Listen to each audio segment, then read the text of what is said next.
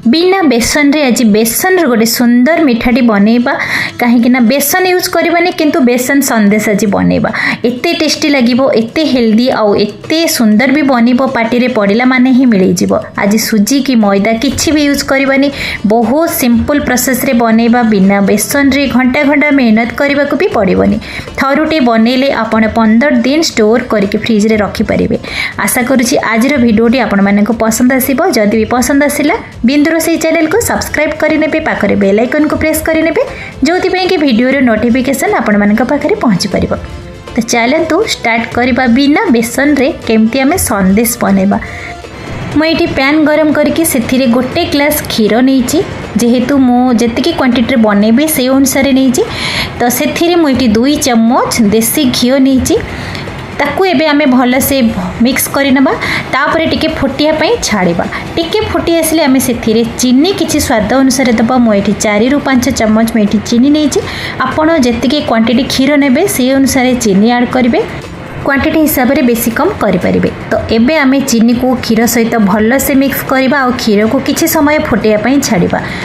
एठी देखि पारुथिबे मु एठी गोटे गिना नेइची सेव भुजिया जोटा कि मार्केट रे इजी मिल जाउची। आमे स्नैक्स हिसाब से आमे खाई थांती बहुत ही टेस्टी लगे जोटा कि कुरकुरा टाइप रे लगे। पिला मानकर तो बहुत पसंद जेहेतु कुरकुरा टाइप रे लगे आउ बहुत ही टेस्टी लगे तो पिला माने स्पेशली पसंद करंती ए सेव भुजिया खाइया पे।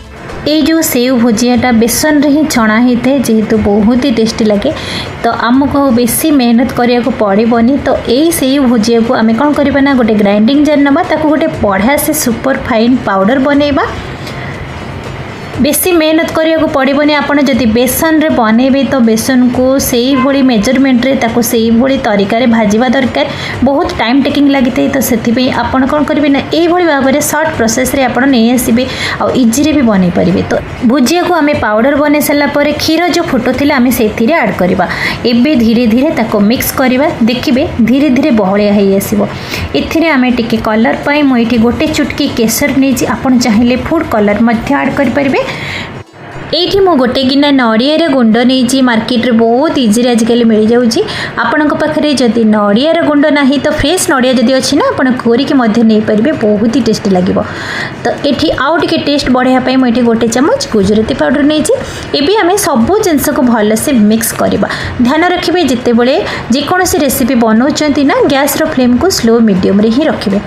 तो आउ टे चिकन बनवाई मुझे 2 चम्मच नहीं क्षीर सर तो आपण पाखे जदि क्षीर सर ना जदि फ्रेश क्रीम अच्छे नहीं पारे ना अमूल पाउडर 2 ରୁ 4 चम्मच यूज करें।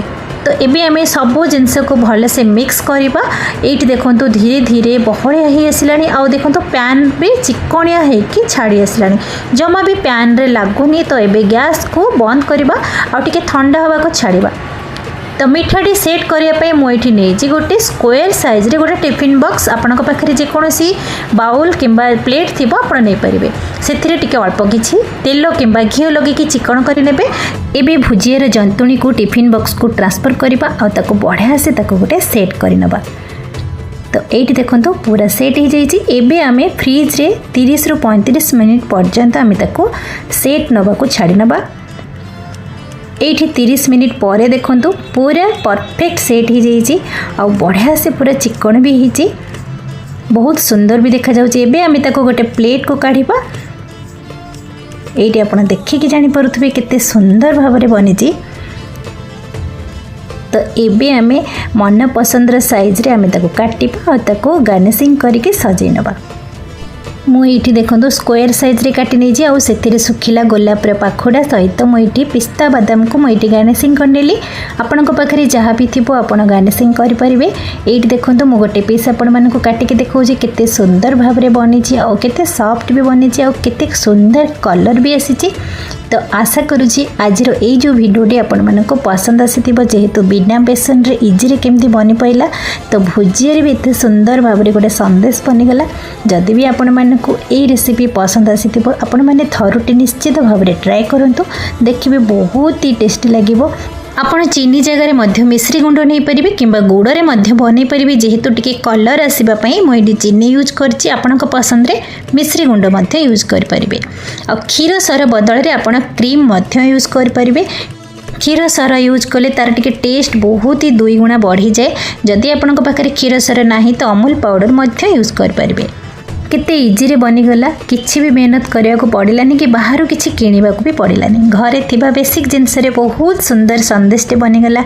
आशा करुछि आपण मानकु आजिर रेसिपी पसंद आसीथिबो। तो मार्केट रो जे कोनोसी मिठा किनिले बहुत कम दिन रहे, काहेकि ना आज किनिले काले कि से सुखिला हो जाए आ खराब भी लगे। तो घरे ये बनातु, देखिए बहुत ही हेल्दी बनिबो, टेस्टी बनिबो, बहुत दिन पर्यंत आपण स्टोर करके रखिपारे। आशा करुछि भिडियोटी पसंद आसीथिबो। जदि भी पसंद आसिला तो बिंदुरोसई चैनल को सब्सक्राइब करिनेबे, पाखरे बेल आइकन को प्रेस करिनेबे और छोटिया लाइक टे कमेंट्स टे करबा को जमा भी भूलेबेनी। रहुछि, नमस्कार।